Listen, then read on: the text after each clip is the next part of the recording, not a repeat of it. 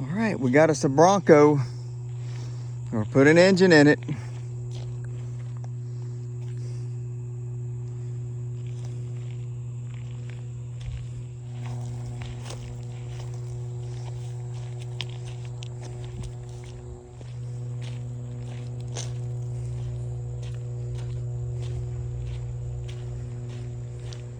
All right, we are going to get started on this Bronco. It is a 5-liter. Oh my gosh. Can't hardly see it. Let me see. I'm in, okay, 1994. This vehicle conforms to U.S. EPA regulations. 1994 model. This is a 94 Bronco, full-size Bronco. We're going to get into it. We're going to put an engine in it. This is a real clean truck.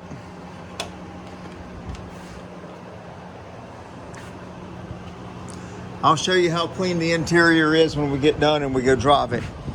But for right now, I mean, it's got a radiator in it that's not been too long since it's been replaced. It's got nice new Napa radiator hoses on it.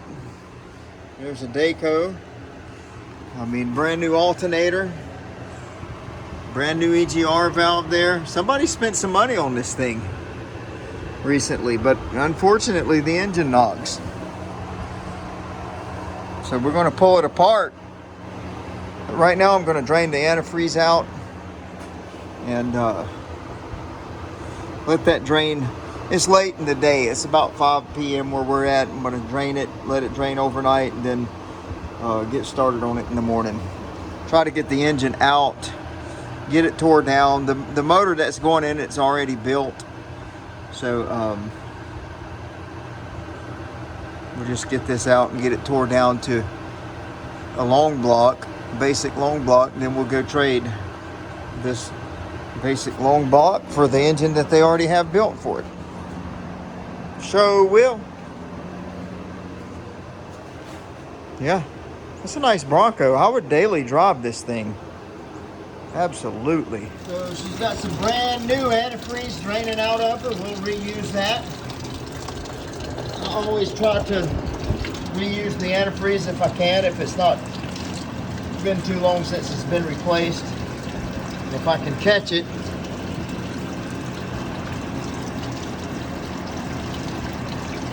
Looks like we're catching most of it. We'll definitely reuse that. We'll add some new to it as well, but I don't see the point in wasting that if it's not got oil in it and it's not nasty. We'll reuse it. Okay, so we do have the Bronco up in the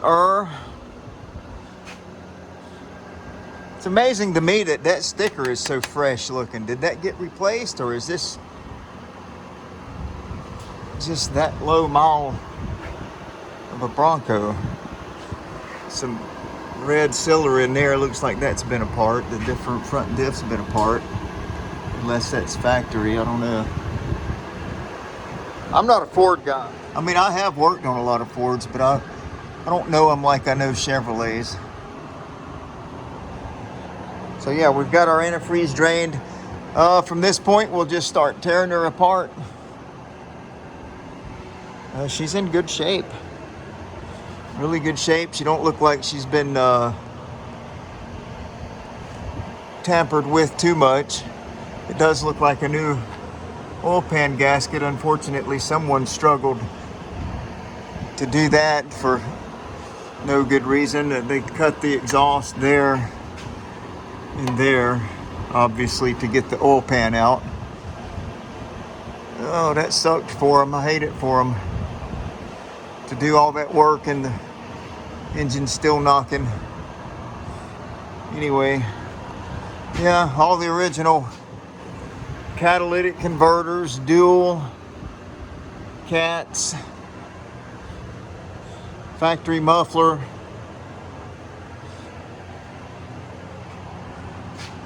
factory single exhaust. Yeah, she's pretty much untouched. Nice Bronco. If this were mine, I would go ahead and get rid of, I would do away with the catalytic converters. I'd put a decent set of headers on it, shorties or something like that. Get rid of the cats. Put something on it that sounds decent but not too loud. I'm not into the loud anymore. Looks like they did put a new fuel tank in it. New fuel filler tube. So it probably sit for a long time. I need to look at the mileage on it. I forgot to look. It's probably low miles, but I mean, it's just a shame that engine went to knocking. All right, after great difficulty under here, I've got the transmission loose. I've got the torque converter. Excuse me. Got the torque converter bolts loose. Got the starter hanging down. I've got the exhaust loose. We've got the engine mount bolts, nuts taken loose. I do believe that's all we have to do under here. I can get everything else from the top. So we're gonna let this thing down and work on the top now. How frustrating. I forgot how frustrating Fords can be. All right, we are coming along with this 5-liter. I know it just looks like a mess under here, and it is once you start tearing these Fords apart. It's been a long time since I've done an old Ford or like these 5.0 fuel injected, and it's overcomplicated in my opinion, but that's how they did things back then. But we got to get this upper intake manifold off, which means I'm climbing in the engine bay because there's bolts that go, and I know you can't see very well, but there's bolts that go down between those runners, and I think one of them's actually an Allen head bolt, a metric Allen head or something like that. I've got the socket somewhere, but yeah, I'll be a little while getting that off. Yeah, so what I usually do on these is go ahead and get that upper manifold off. So I've got more clearance coming out. I'm sure you could probably pull it out with that still on there, but you gotta get the wires under there loose. Or the fuel injector wires, you gotta get to that. You gotta get to the fuel lines back there behind the plenum. All that's really hard to get to if you don't just go ahead and remove that. So that's what I usually do. So again, I'm climbing in.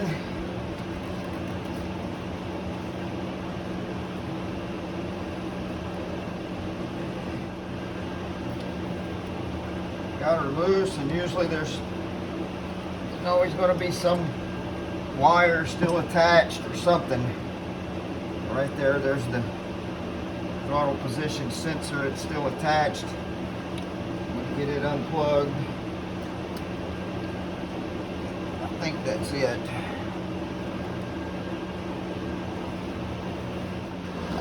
Yeah, so there she is. I wish I'd have had somebody to hand that off to. Upper manifold, Ford.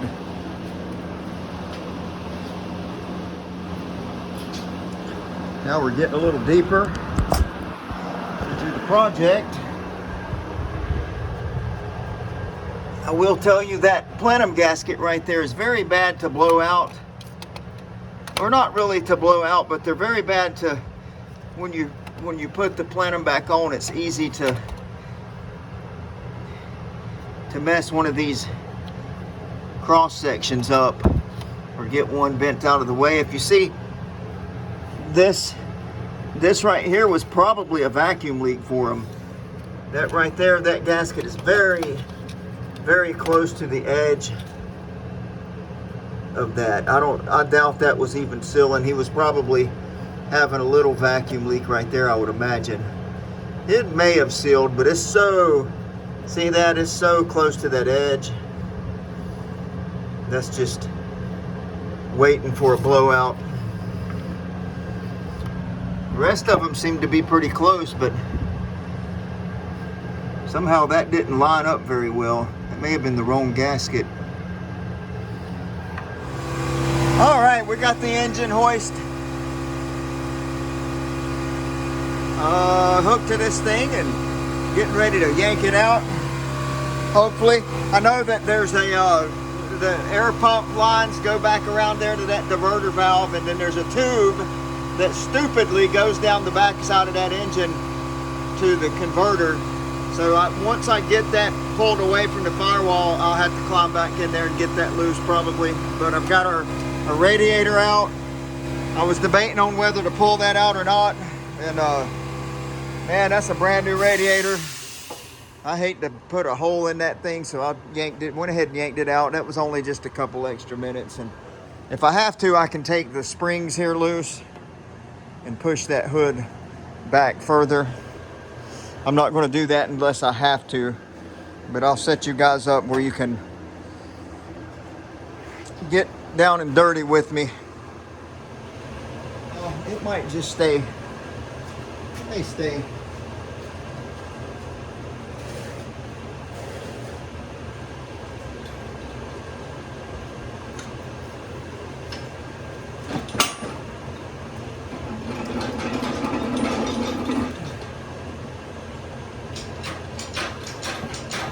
Baby, knock loose. I'm gonna have to go under there, I guess. Crowbar. All right, we got her loose. Had to go up under there and give her a little pry between the engine and the transmission, and that got her loose. Just get up a little bit higher there. Get her up out of the mounts and we'll pull her back. Let that coolant drain some. Of course, it's going to be everywhere, but that's the hazards of doing engine work. Now I got to get back here and get this hose back here loose. Is going to be basically in here. Okay, so I did get the diverter valve loose back there. I think we've got everything loose and we're able to come up out of the vehicle with the engine now.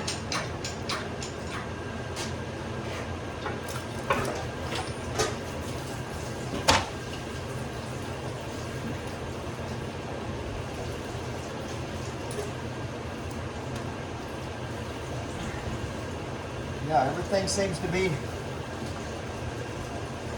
clear and free. Clear and free.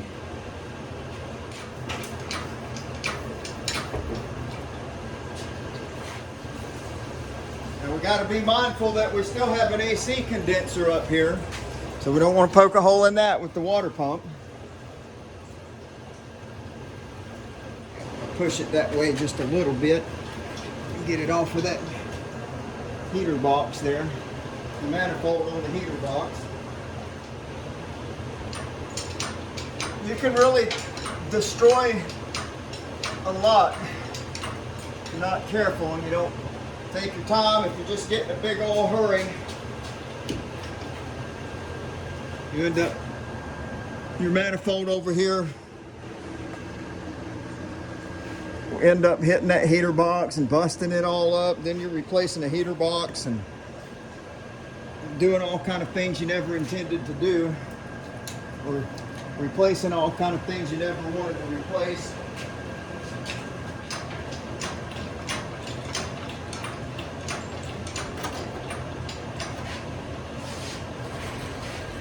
That, my friends, is the Ford 5-liter.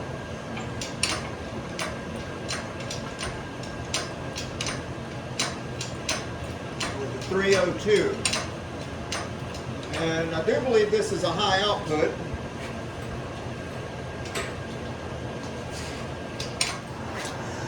All right, so let's do a little walk around here. We've got flywheel looks really good. I mean, everything seems to be in good order.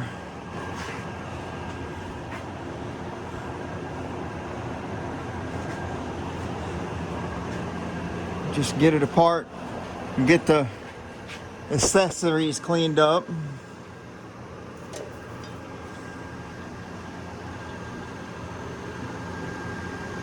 Somebody has had the pan off recently, probably replacing the oil pump or something like that. Who knows? I do have the engine, the replacement here for it. So what I'm going to do today is I'm going to set that over here to the side and get the new engine in here on a stand or whatever, and then get this thing out, because we're going to pressure wash under the hood for him, get that engine cradle nice and clean. But also I've got a Ford F-150. I think it's a 03 model. I got to get in here to put a fuel pump in, so I got to pull the tank out. So we will continue this job next week. And we need to have it done next week. By the weekend is when they want to pick it up. So we got our 302 on the engine stand. I haven't unwrapped it yet. 302 one-piece rear main seal, high output Ford. Tested good.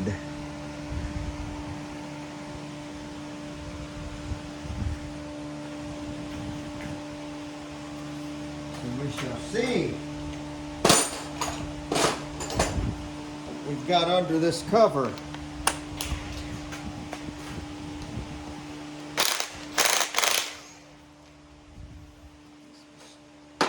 Starter bolts holding that. Bad.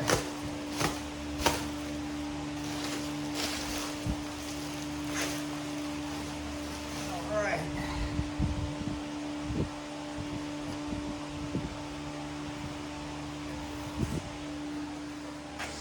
So yeah, we got a roller cam. That's good.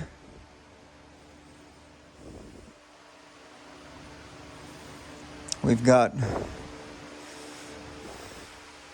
just stamped steel rockers, double roller, time and chain. Nothing real extra special.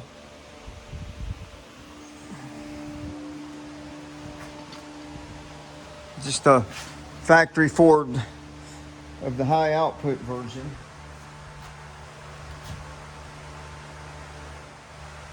Yeah, now we'll get this one lifted back and start tearing it down and cleaning the parts up so we can get them transferred over to here. And we'll make sure our timing marks are right. Make sure they come back around to the right spot.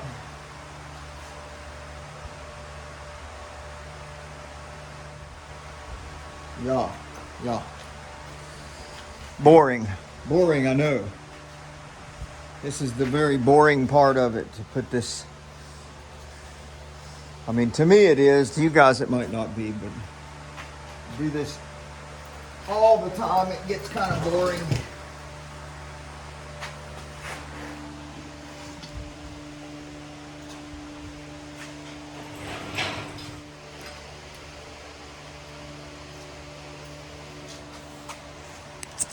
Just to show you how long I've been doing this, I made this plate here. It bolts down to the intake manifold of these Fords, these fuel injected Fords, and put several different holes so I could grab it in different places. And just what it is two pieces of old bed frame, old iron bed frame, angle iron. I just set them side by side, and they were just about exactly the right width, and I just drilled some holes in them and bolted them together.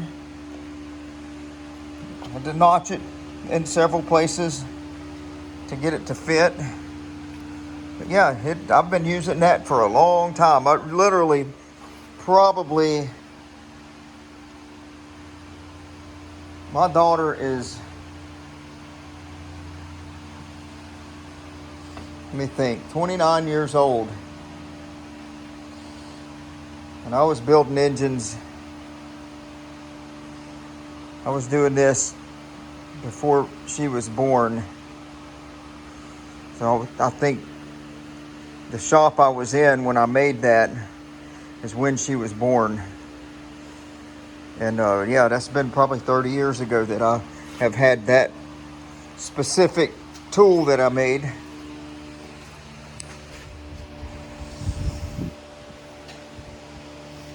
Yeah, we'll go ahead and get the engine oil drained.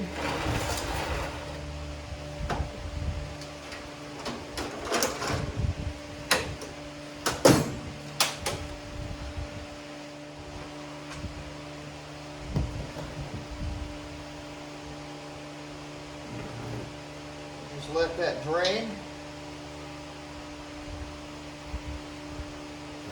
Looked like there was any water in it or anything like that, but it was definitely had some rattles, some knocks and rattles. All right, I got the oil drained out. I went ahead and put my brand new oil drain plug gasket on there. I usually go ahead and do that even before I clean the oil pan up. That way I don't forget about it. I know the oil plug's tight.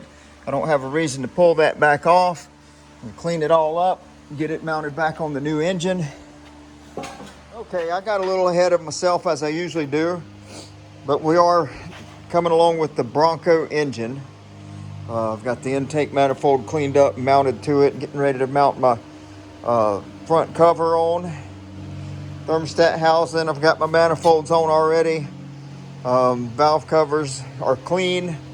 Have to mount those. And there's the core.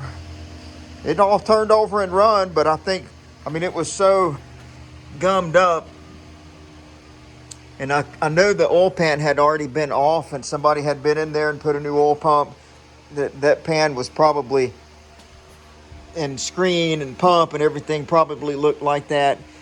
And I'm sure a lot of the passages, oil passages up through the push rods and everything are probably clogged up, and just the oil pressure was probably not in very good condition on this one. So I'm sure that's what was causing it to knock and rattle and make the noises it was making.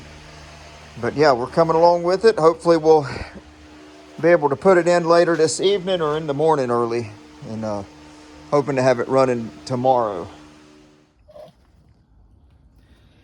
Tapping this knock sensor hole this morning.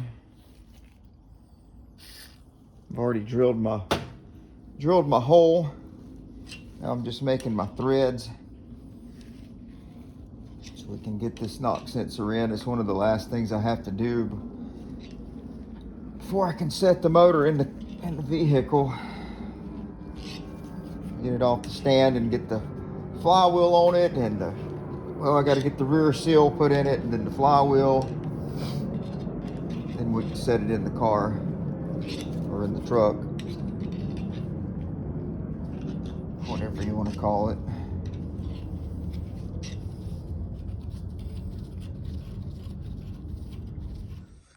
Other problem is this diverter valve apparently burnt this wiring harness in the past, and just putting it back on, I see two wires that's melted together there. I just want to get those separated and make sure I'm not going to have any issues there. Well, just pressure washed under the Bronco. It cleaned up really nice. Really nice. Okay, so we're getting ready to put the Bronco motor back in. It's been about 2 weeks that we've had it. Hadn't had time to work on it over the weekend, but this is Tuesday, the day after Labor Day. I am getting ready to stuff it in the mouth of this Bronco and hopefully get it all hooked up and have it running today, or by the end of the day, hopefully. Shouldn't be a problem. Get other things in the way. Yesterday I worked at Never Satisfieds all day on a few trucks, and then got this Mazda here that broke a timing belt.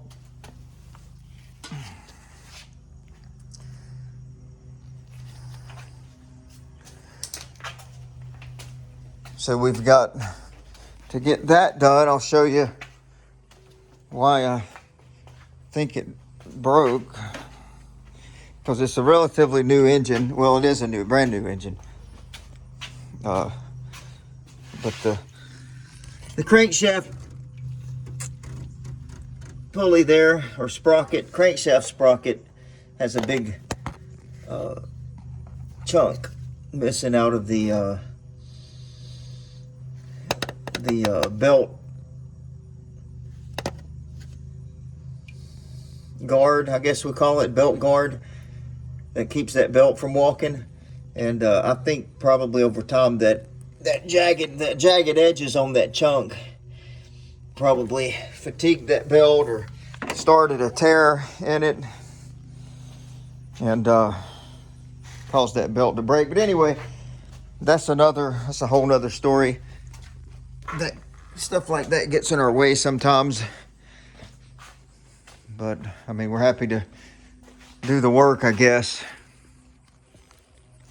You have to say that. You have to say you're happy to do the work.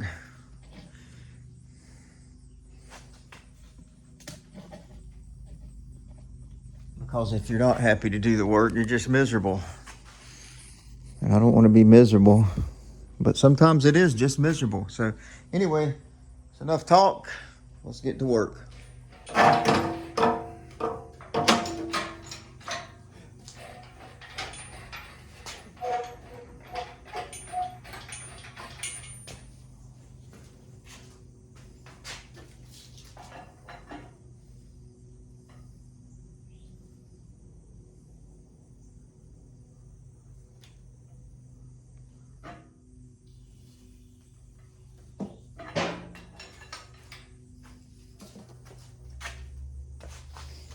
All right, let's get you in here a little closer.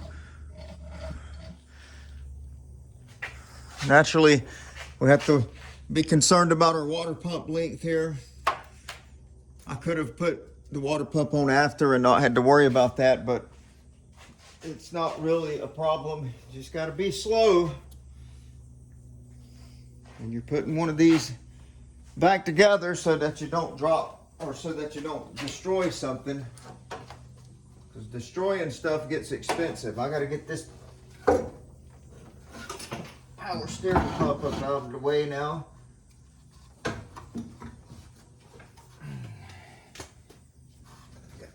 Drop her on down a little bit.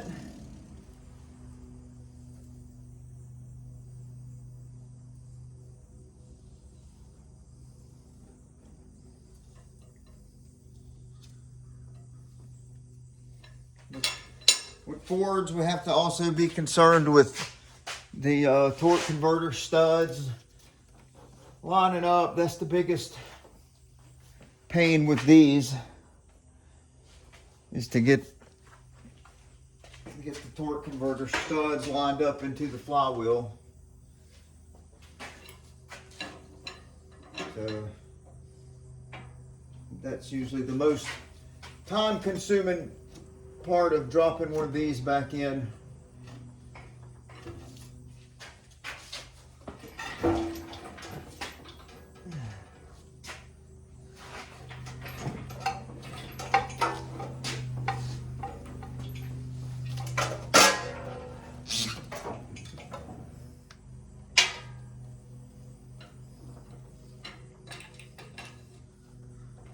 Kind of difficult doing this alone. I mean, it's not too awful bad, but it's not too awful easy either.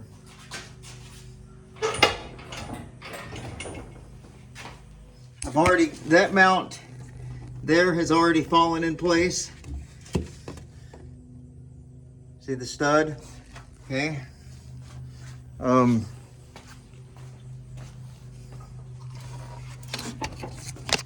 That stud there is just about to fall in.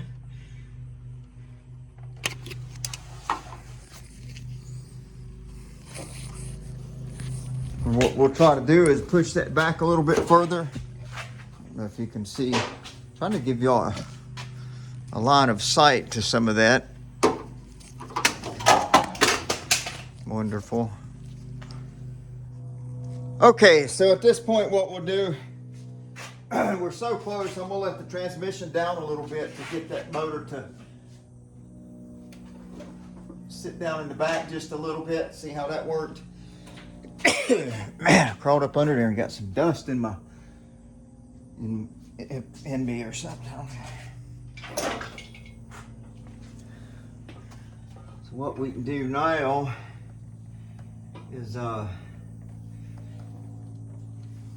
gonna try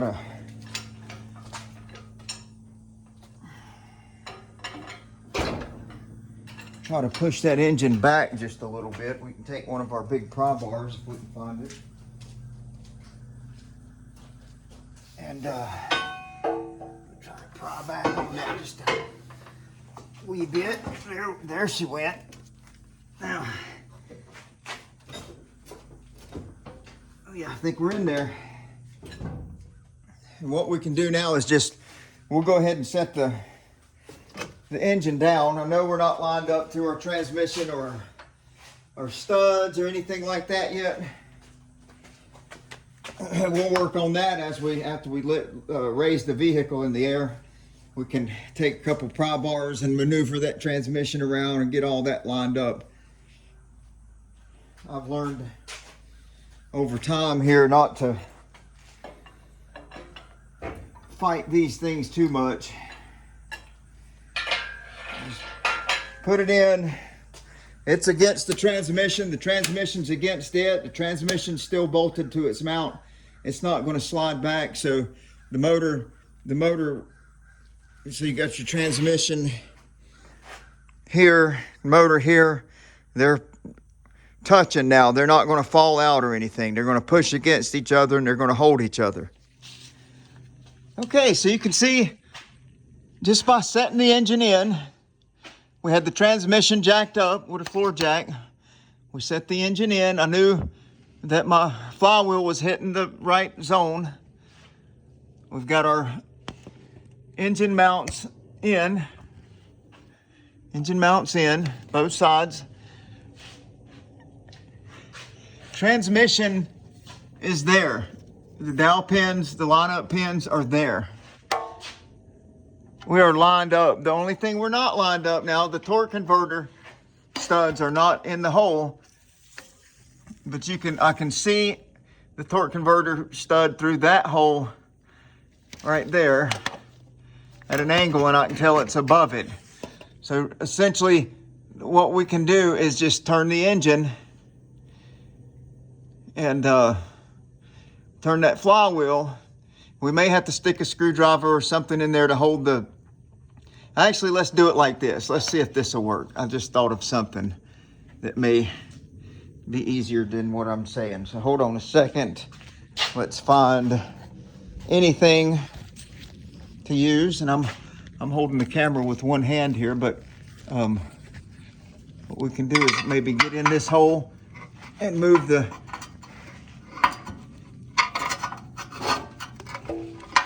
torque converter. See, right there, it just clicked in. Torque converter stud. Lineup pins went in a little bit deeper. Sorry about the bright lights, but there we are. I know this cameramanship is terrible, but we do the best we can. But there we are. I mean, and I didn't have to fight. I remember about 30 years ago when I first started doing this, man, I would lay up under here and fight to get those lined up. But eventually, you just kind of run out of steam and you look for something easier. Well, we've got the bottom end of this thing all buttoned up. We got the starter mounted, got the torque converter bolts tight, we got the transmission bolts tight, we got the exhaust up in there and tight. We got our engine mounts tight. We've got our rock guard here back in place.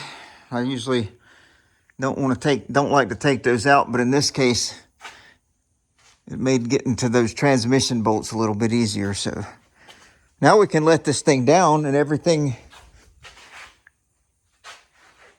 else is from up top, I do believe. We could put our oil filter on, but we can also do that from up top. Let me get my wrench out of the engine there. So yeah, I think I'm gonna go grab some lunch. Getting kind of hungry. All right, the Bronco. I've got everything hooked up unless I'm forgetting something. I've got the spark plug wires run. This one is supposed to use the 351 Windsor firing order. So that's what I've got the wires set at. I think I've got all the vacuum and all the electrical hooked up. I've got oil in it. I've got my brand new belt. Got the fan tight. Got the fan shroud in there.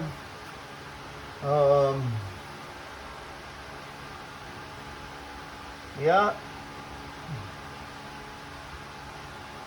I think I've got the timing right on. I mean, as far as I set it at 10 degrees. That's what it's supposed to. We'll check it with the light later, but I did set it as close to 10 degrees before top dead center as I could get her. I've got a little bit of coolant in. I don't have all the coolant in yet, but I want to see now if it's going to crank and build oil pressure. So we'll do that, and then we will top the coolant off and those kind of things. But if I can just hear it run and build some oil pressure, I'll feel pretty good.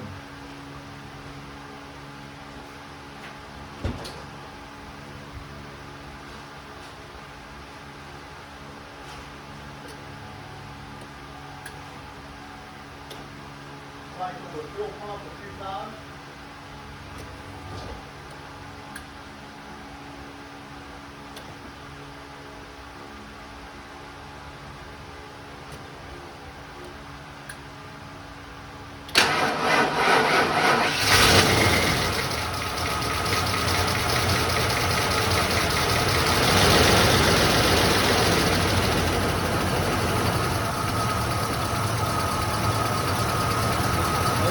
She built oil pressure right away,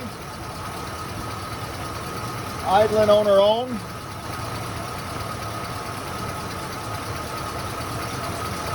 Nothing spewing out.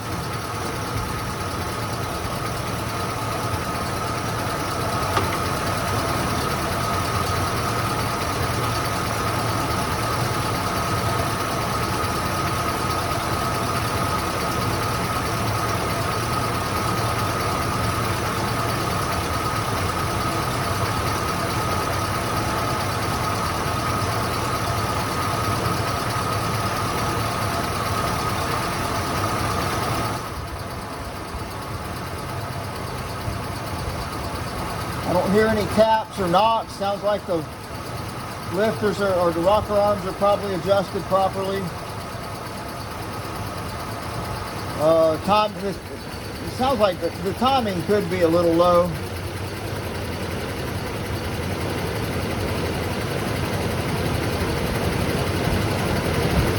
Or it could be a little high.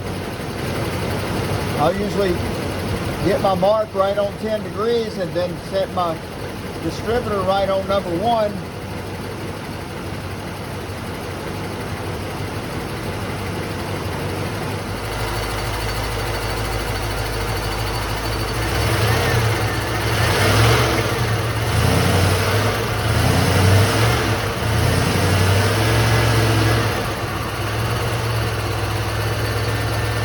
right, we're going to set the timing on this thing. In order to do so, you have to unplug the inline spout connector.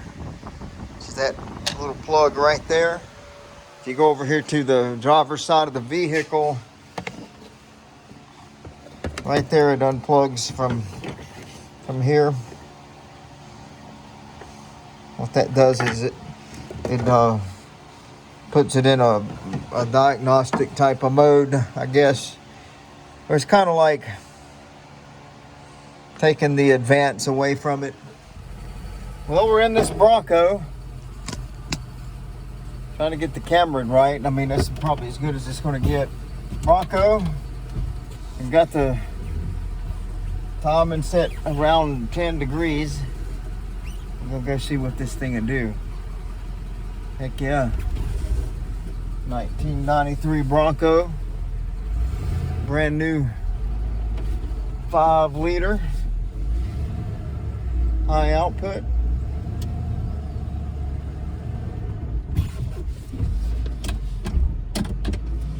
The timing maybe need to be a little bit higher. That was a little goofy messing with that, but we'll go see. This is just the first test drive, so we'll see how she does, how she do.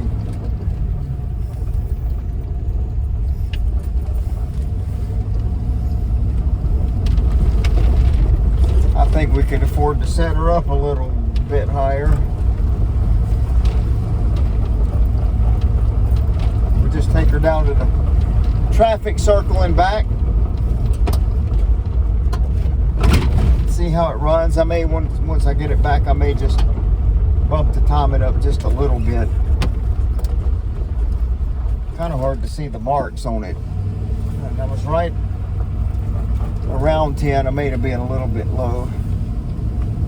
Oh my gosh. Yeah, this thing's weak.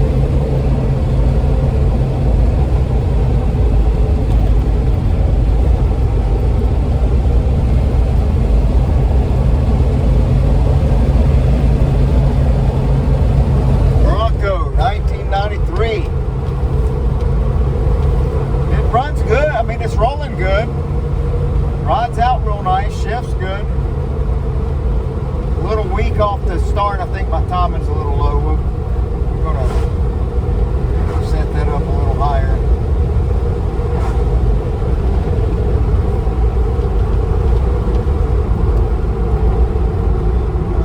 It's kind of fun driving one of these. I actually hadn't been in one of these in a long time.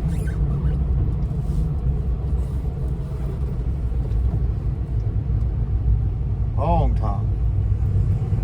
It runs out good, rides smooth. I'm surprised, but it is weak. Oh, it's a turd. Yeah, it's a turd. Ooh, timing's way too low.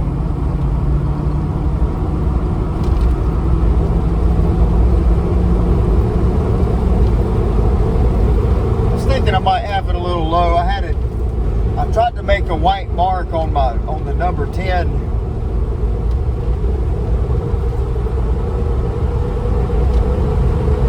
I couldn't tell if I was on number 10 or around 7. I knew I was just a little bit low.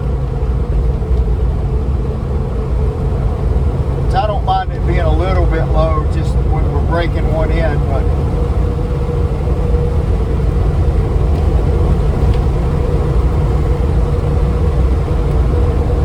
too low. Once it gets going down the road, it does really good. But just taking off, it's a turd. So we'll pull back down here in the shop. Bump that timing up just a few degrees and see what kind of difference she makes. All right, so I did set the timing up just a few degrees. I didn't put the light on it. I just kind of did it by ear. Well, I know I had it in the range, so I advanced it just a little bit. We'll give it a good drive and get it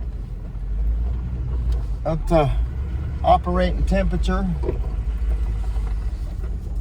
Make sure she doesn't diesel when we cut it off, and make sure she doesn't turn over real slow. Some of these you just have to play them by ear. I mean, you can put the light on it and you can set it at factory recommendations or factory specifications and get them close, but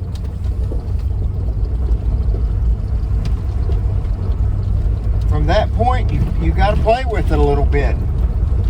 Just because Ford said set it at 10 degrees, once you go in there and you're changing things, whole nother engine, you're putting another camshaft in it,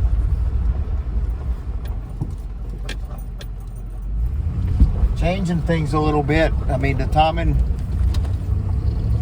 oh yeah, she's taking off a lot better now. That's going to be about right. If we get back from a good test drive and she doesn't diesel when we cut her off, or she doesn't turn over real slow when we crank her back up, then that's where I'm going to leave her, because that had some good acceleration right there.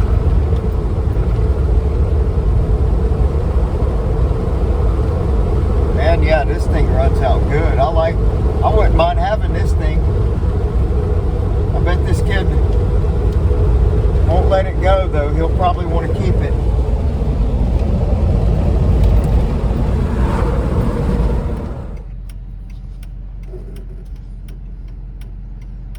Yeah, this is going to be my whip this week. This thing's running good, or at least tomorrow. This thing says 68,547 miles, but it's an old school odometer, so it could have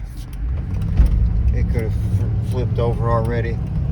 But yeah, this thing, the registration on the tag ran out in August 25, so it's September the 2nd. Technically, we're driving illegal here, but we're fine. I'm gonna drive this thing tomorrow as my own vehicle, because I got all kind of things I gotta do.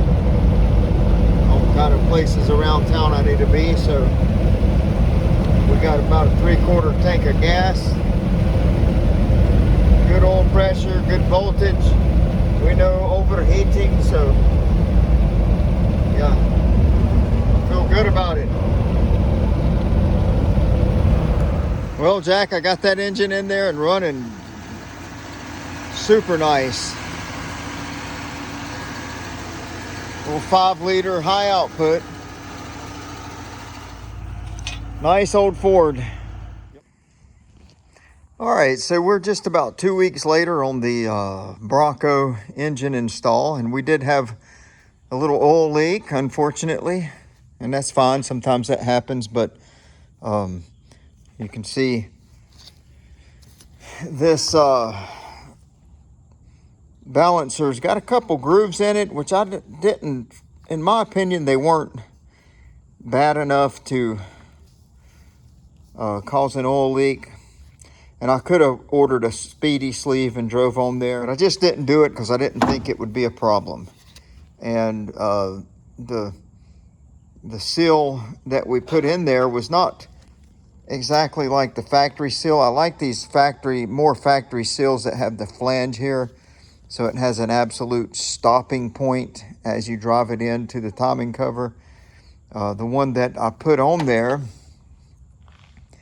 it still looks really good. And let me grab this creeper here. I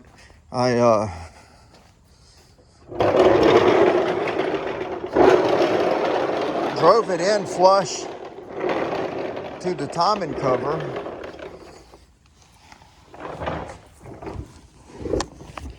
All We're up under the vehicle now. As you can see, the seal, but it's one that doesn't have an absolute stopping point. I tried to drive it as flush as I could.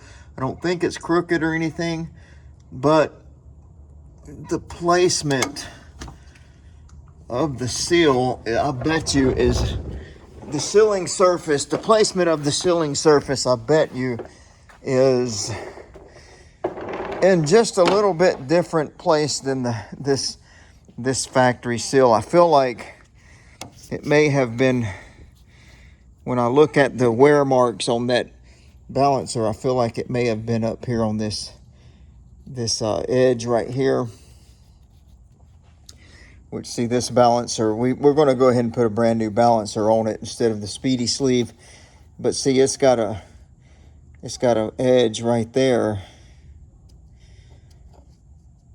and I feel like that seal was probably riding right on that edge, which this seal right here, since it has a stop to it, you drive it in that far and you know you can't go any further, it's going to be more properly placed and ride in more of the proper area. And the reason we went ahead and went with a new balancer is because this one, the rubber is kind of pooching out in areas. And we probably should have just done that from the get-go. But, you know, when you're doing a whole engine in a vehicle and the budget's already way up there, you know, you got to draw the line somewhere. You can't sell them everything. So, but anyway, we'll not charge him any labor to do this, and we'll take care of our error, and keep a good relationship with everybody. But that will take care of the oil leak on this, and we'll get him back on the road. Fortunately, the customer's very understanding.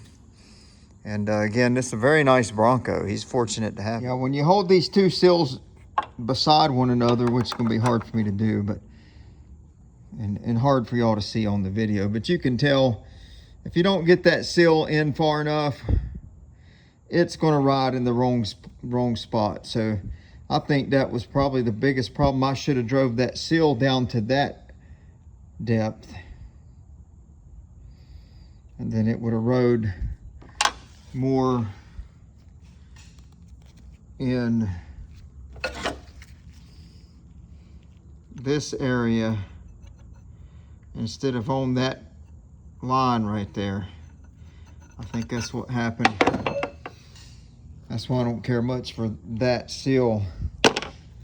This one is, as someone said earlier, more idiot proof. You just drive it up to that stop and you know it's going to ride in the proper place.